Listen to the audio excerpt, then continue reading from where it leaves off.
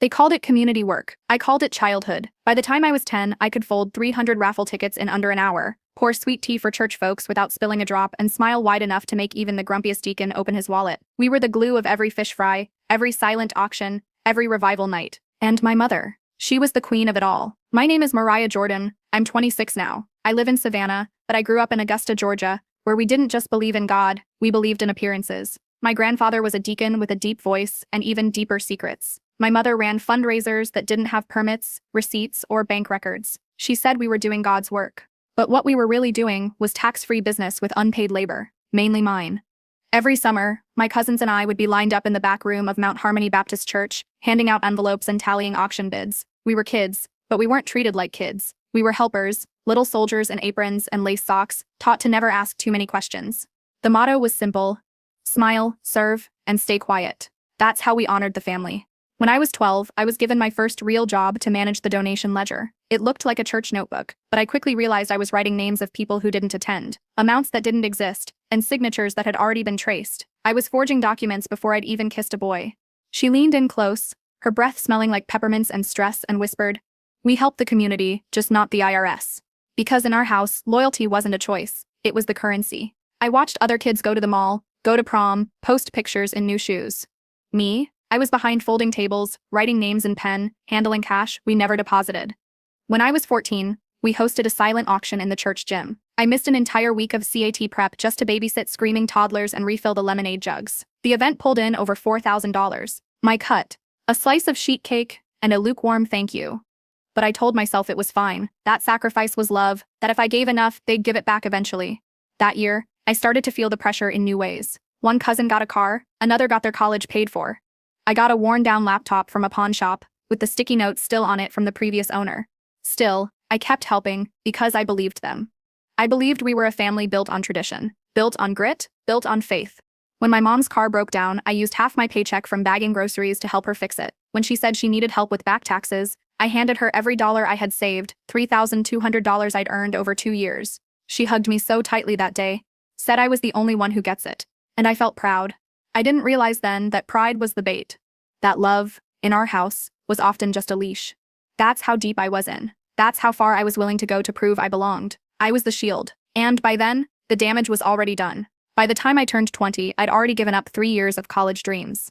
I kept telling myself, next semester, just help out this one last time. But the last time never came. My mom had a way of phrasing things like it was my duty. Can you do the flyers, baby? No one else got your eye. You're so good with money. I trust only you to handle it. And I fell for it.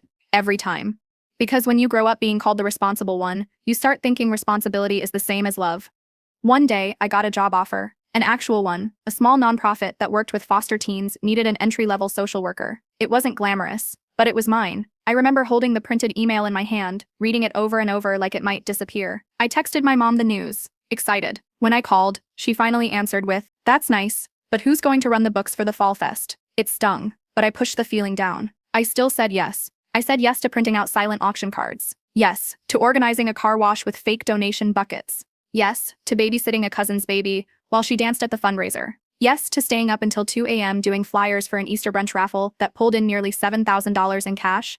None of that went into the church bank account. But still, I believed we were just bending the rules, not breaking them. Until everything unraveled. It started with an email from HR. The nonprofit had finished my background check. There was an issue. At first, I thought it was identity theft, a scam, until I opened the report and saw 3 businesses listed under my name, all registered between the ages of 16 and 18. LLCs with names I'd never heard of. One of them was a Christian catering service, another, Youth Event Coordinators, LLC. I called my mom, voice shaking. She didn't even sound surprised. "Oh, that," she said casually. "It's just paperwork. Your uncle needed to use a clean name. It didn't mean anything." Didn't mean anything? Someone had used me, not just once, but multiple times. That same week, I got a formal letter from the Georgia Department of Revenue. I was responsible for $12,700 in unpaid taxes. I showed it to my mother in person, hands trembling. Her reply? "You're being dramatic. It'll go away if you just sign the new forms. Fresh documents, new businesses. You help the family. That's what we do." Something in me cracked. I didn't scream. I didn't cry. I just handed the forms back. "No," I whispered. Her eyes turned cold. And for the first time in my life, my mother looked at me like I was nothing. "You're ungrateful," she spat. "Everything we've built, and you turn on us like this?" She slammed the door on her way out. That Easter, I wasn't invited. No texts, no calls. They posted group photos on Facebook. Matching pastel outfits, egg hunts, smiling kids. I was invisible. But worse than that was what came next. My cousin Camille, the one I used to share a bed with on Christmas Eve, went on Twitter and accused me of stealing. She said I was jealous. That I'd taken money from the family raffle and ghosted everyone. The comments were brutal. People from church, neighbors, even my old Sunday school teacher. They believed her. The silence from my mother confirmed it. No one asked me my side. The same people I'd covered for now covered their tracks by burying me. And I might have stayed buried, honestly, if it wasn't for one person, one woman who had been silent her whole life, but left me something that changed everything. Her name was Grandma Evelyn, and the letter she wrote, it lit the match. I found the letter by accident. It was a rainy Thursday, and I was cleaning out the last of the bins in our old laundry room, my grandma's old room, before she passed. Most of it was clutter, dusty hymnals, faded graduation cards, her church hats stacked like soft helmets of another time. At the bottom of one bin, tucked beneath a crocheted shawl, was a sealed envelope with my name written in blue ink. To Mariah, only open when you're ready to stop lying for us. I froze. I don't know how long I sat on the edge of the washing machine, just staring at it. My fingers shook as I opened it. The letter was short, handwritten, neat cursive. I recognized from every birthday card she'd ever given me. Mariah, I see more than they think. I watched you give up everything and still smile. But what they're doing, what we've all been part of, it isn't holy. It isn't right. I stayed quiet for too long and I regretted it every day. Don't let them use you. You don't owe them your life. You deserve your own. Grandma Evelyn. It hit me like scripture. This woman who had played the organ every Sunday, who everyone called the angel of the family, she had known. She had wanted out too, but she never got to. And maybe that was the real reason she left this house to me when she died. Not to pass on the family legacy, but to break it. That letter didn't just open my eyes, it burned the blindfold. I started digging. And what I found, it made my knees buckle. One night, I remembered something random, being 16 and my mom driving me to a credit union. I thought it was to open a savings account, maybe start building credit. She had me sign some papers, then gave me a smoothie and said, "You're official now." I never saw that account again. But now I needed answers. I took the letter and marched into that same credit union branch, asked to see any accounts ever opened under my name. At first, the clerk hesitated, but once I showed my ID, he tapped a few keys and looked up with a strange frown. This one's been closed for a while, but yeah, there was an account. Want me to print the transaction history? I nodded. It was over 70 pages long. Every line broke my heart a little more. Wire transfers, cash deposits, checks from raffle events, catering gigs, donations. $68,413 had flowed through that account over 5 years, all in my name. And then, just like that, it was closed. The signature on the closeout form? Forged. It matched the same looping cursive I'd once practiced forging on fake church donation ledgers when I was 12. I stumbled outside, clutching the papers in my arms like they were burning. My legs gave out on the curb. I sat there, soaked in rain and disbelief. They didn't just use my name. They built their entire hustle on it. The next morning, I pulled out another bin from the attic, this one full of old camcorder tapes. It was the night of my 13th birthday. I'd barely remembered it, thought it had been uneventful. I popped the tape into an old DVD converter, watched as the screen flickered to life. There I was, smiling in a dollar store tiara, cutting cake, and in the background, my uncles laughing. One of them leaned toward the camera and said, not knowing it was still rolling, "As long as Mariah's clean on paper, we're good. She's the golden goose." They clinked glasses. She didn't say anything. She didn't stop them either. That tape did something to me. I didn't cry. I didn't scream. I just sat there, watching it loop, feeling the last piece of illusion melt off my skin. They had never loved me for me. They loved me for what I could cover. I was never the heir. I was the shield. I didn't sleep that night. Grandma's letter, the credit union records, the birthday tape, and one idea burning in my chest.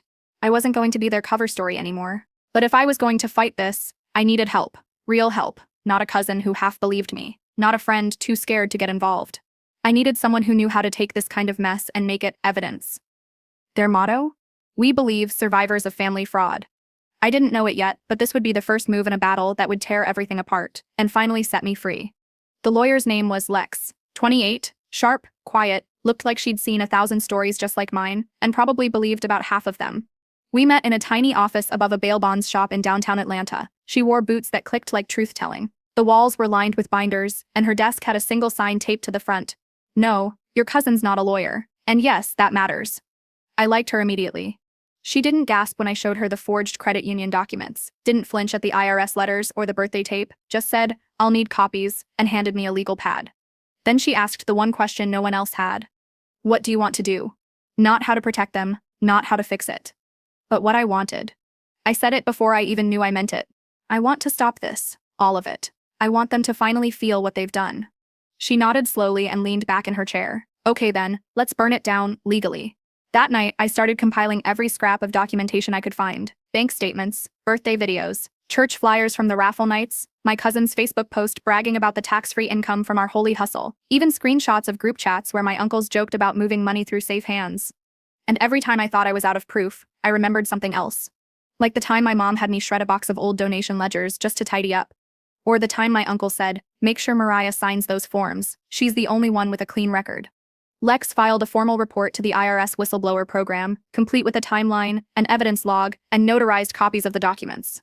Next, she sent a cease and desist letter to my family, warning them not to use my name, SSN, or signature again, under threat of civil action. 3 days later, my mom called. I didn't answer. Then came the texts. "What are you doing? This is just hurting the family. Your grandmother would be ashamed." I nearly laughed. Grandma, the same woman who warned me? I didn't respond. When tradition is tax fraud, my family's holy hustle, I hit post and went to bed. By morning, it had over 11,000 upvotes.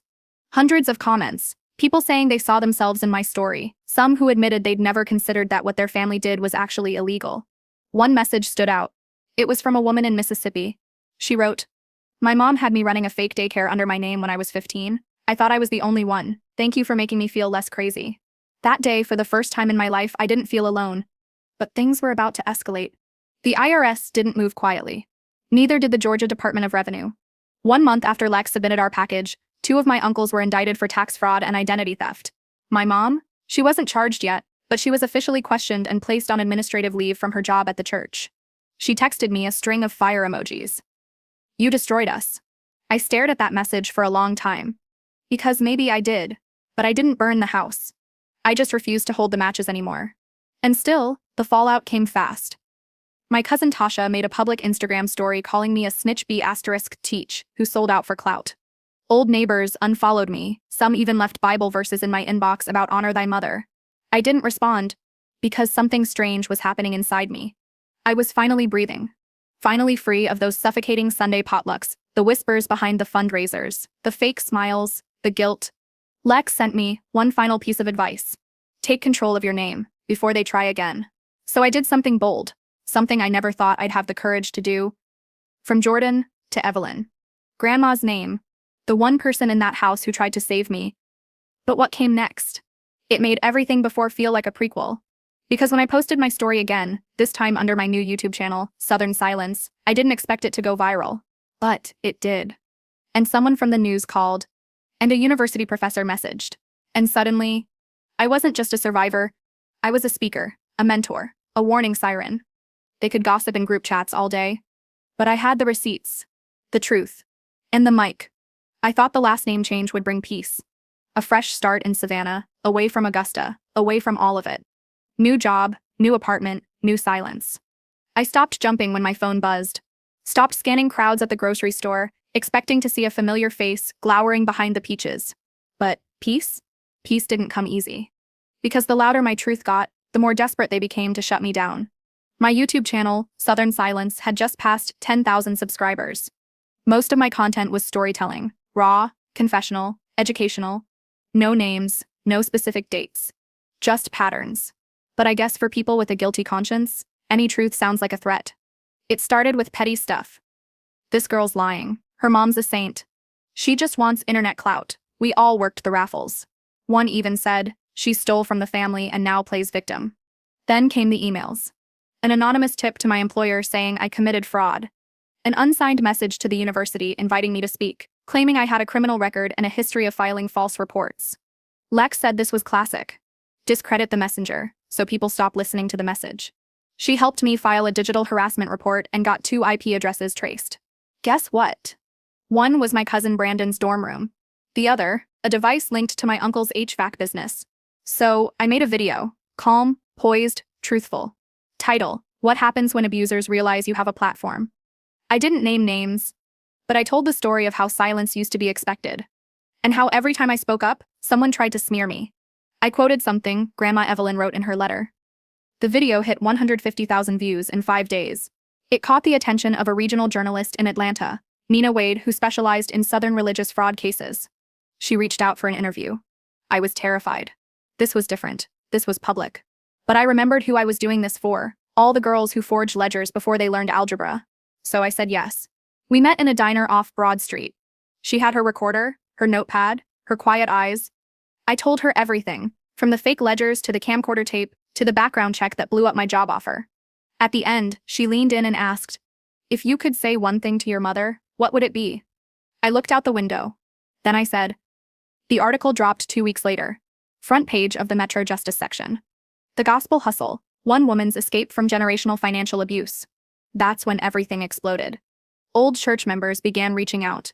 People I hadn't seen in years. Mrs. Dorsey, who used to run the food pantry, messaged me. We all knew something wasn't right, we just didn't know how deep it ran. I'm proud of you. But not all the messages were kind. One from a private number read, "You always thought you were better than us, now you'll be alone." And for a moment, I believed it. My family runs fake church raffles too. I'm only 17. I thought I was the only one. Please don't stop talking. So I didn't. I started live streams. Held Zoom support circles. Even helped 2 other young women file paperwork to block their families from using their SSNs. And then, another twist. A forensic accountant, someone who'd read my article, reached out. She offered to help me do a full forensic audit of the money moved under my name since I was 12. We traced over $112,000 that had been deposited, moved, or laundered through accounts tied to my identity. Everything I thought I had sacrificed was just scraps. They had used my name to build an empire of lies. A second bank account under my name, this one in Florida, tied to a youth community nonprofit I never heard of. Guess who ran it? My uncle and cousin, registered under my social security number. When Lex saw that, her whole face changed. "This isn't just shady family stuff anymore," she said. "This is federal." And right then, I realized I was no longer the girl asking for scraps of respect at Sunday dinner. I was a woman standing in the wreckage of a lie, holding every receipt. And I was ready to press forward. Because if they could build an empire on my name, then I could build something greater on my own. The moment the Florida account was confirmed in my name, I knew I had a choice to make. Walk away with the truth, or take the truth to court.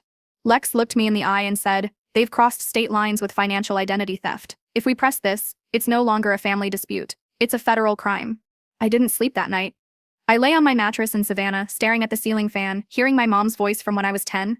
Family handles things inside the house. Outsiders don't need to know our business. But what if the business was built on me? I called Lex the next morning and said 3 words. "Let's do it." She filed formal reports with the Georgia Department of Revenue, the IRS Whistleblower Office, and the Florida Division of Corporations. Within days, subpoenas were issued. Then came the interviews. I sat in a tiny room at the regional IRS office in Atlanta, hands trembling, recounting how I had filed fake donation ledgers at age 12. When I showed them the camcorder footage, the one where my uncle laughed and called me the golden goose, one of the agents actually paused the tape. "Did you know about this before your job application flagged it?" I shook my head. No, I was raised to think this was love. They nodded, grim.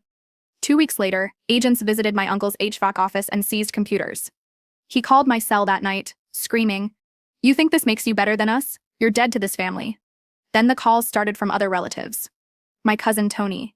"You're ruining Grandma's legacy, she'd be ashamed." My Aunt Sheila. "You always wanted to be special. Congrats, you are, to the feds." But then, my mother called. Her voice? Calm, chilling. "I gave you everything, and you repay me with subpoenas and shame? You think these white folks will protect you forever?" I didn't respond. Because if I opened my mouth, I knew I'd scream. I blocked the number. But that silence, it came at a cost. Days later, someone used my name to open a fraudulent GoFundMe. It said I had a brain tumor and needed urgent help, included an old photo from my college ID. Lex traced the email used to create it, an account that belonged to my cousin Tony's fiancé. We shut it down, reported it, again. Then my landlord in Savannah told me someone called pretending to be my employer, trying to get my rental application revoked for fraud concerns. They were trying to erase me. But each time they pushed harder, I pushed back. I filed a restraining order against 3 family members. Got my credit reports locked with all 3 bureaus.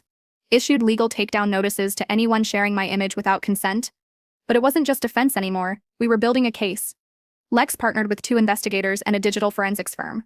They recovered years of metadata, email trails, and financial transfers tied to 3 church raffles registered in my name, 2 shell nonprofits in Florida, over $112,000 in deposits across 4 bank accounts, a forged FAFSA denial letter from my senior year of high school, and then a single email changed everything.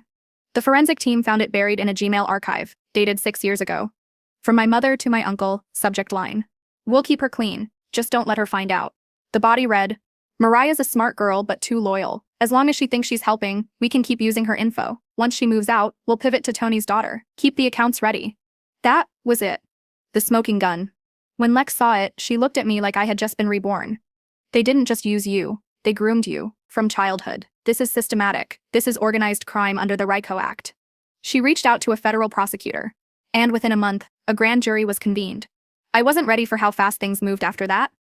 I stayed hidden during it all, relocated temporarily with a friend in Charleston, changed phones, removed my address from public records.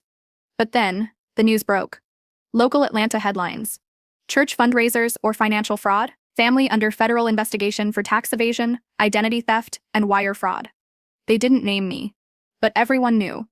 That same week, I received a package at my friend's house. No return address. Inside, a cracked photo frame from my 13th birthday party, with a note scrawled in marker: "You broke us." But I hadn't. They had broken me first, for years. I was just picking up my own pieces. And now, for the first time, I had the law behind me. I had a voice louder than their silence. And I wasn't finished yet. They tried everything to silence me. Fake GoFundMe, harassment, whisper campaigns in old church circles. But they didn't expect me to show up, unshaken, at the Fulton County Courthouse. When I walked through those doors, my legs felt like glass. But inside, I was steel. I was prepped by Lex and the assistant U.S. attorney. I'd practiced my statement 100 times. But nothing prepares you to stare your own mother down across a courtroom. She wouldn't look at me. She just kept her eyes on the table, like the floor would swallow her if she blinked. The prosecution opened with bank records, forged ledgers, camcorder footage. But when they called me to the stand, everything inside me screamed, "Run." But I didn't. "Do you swear to tell the truth, the whole truth, and nothing but the truth?" "I do." And then I told them. About missing prom to raise $6,000 at a silent auction. I never got a dime of. About how my FAFSA was denied because a fake business was tied to my name. About the cracked photo frame. The threats. The note. I told them everything. Some jurors cried. Some just stared. She finally looked up once, when I said, "They didn't groom me to be successful. They groomed me to be clean paper for their dirt." Her jaw clenched. But she didn't speak. The trial lasted 2 weeks. 2 uncles and my cousin Tony were convicted of wire fraud and identity theft. My mother. She took a plea deal, avoided prison, but was ordered to pay $34,000 in restitution and barred from working in any nonprofit or church leadership role for 10 years. That Sunday, the church was half empty. Whispers filled the pews. The pulpit remained silent. And me? I walked out of that courthouse and collapsed into Lex's arms. But this wasn't the end. Because justice doesn't undo damage. It just starts the healing. Weeks passed. And for the first time in my life, I wasn't dodging debt collectors or carrying secrets. I legally changed my last name to Evelyn, in honor of my grandma. Started therapy with a trauma-informed counselor who used to work with survivors of spiritual abuse. Moved into a studio apartment in Savannah, where no one knew my story unless I chose to tell it. But then, something strange happened. I posted my story, anonymously, on a Reddit thread called R6Escape My Family. I titled it, "When Tradition is Tax Fraud, How I Escaped My Family's Seed Holy Hustles." I expected a few upvotes. It went viral overnight. Thousands of comments. People from all over the South and beyond shared eerily similar stories. My mom made me sign tax forms I didn't understand. We held raffles every year and never reported a dollar. They used my clean record because theirs was wrecked. I realized something chilling. It was a pattern. So I kept going. Started a YouTube channel called Southern Silence, Surviving Family Financial Abuse. Uploaded videos breaking down legal steps. How to file a fraud report. What red flags to look for. How to check if someone opened an account in your name. The first video hit 100K views in 2 days. Then I got an email from a criminal justice professor in North Carolina. "I'm teaching a class on white-collar crime in marginalized communities. Your story is exactly what they need to hear. Would you speak anonymously or not, via Zoom?" I said yes. Then 10. Then a keynote at a legal aid conference in Atlanta. And for the first time, I was being heard not as a victim, but as a voice. One rainy morning, I returned to my grandma's old gravesite. The grass was overgrown. I placed a single white lily beside it and whispered. I didn't stay quiet. Then I pulled out a flash drive. It held every video, every document, every court transcript, and I buried it in a waterproof box beneath the headstone. Because someday someone else might need to know, and they'll find it here, the same way I found her letter. A warning? Yes, but also a torch. It's been 2 years now. I still get the occasional threat, burner accounts calling me a traitor, a liar. But I also get messages like, because of you, I confronted my mom. I found out my uncle opened a loan in my name. I'm filing a report. You helped me walk away. That's worth more than any apology I never got. Because I don't need their permission to be free anymore. I built something of my own. And the next generation? They won't be trained in silence. They'll be raised in truth. The guest list is mine now, and I decide who gets in.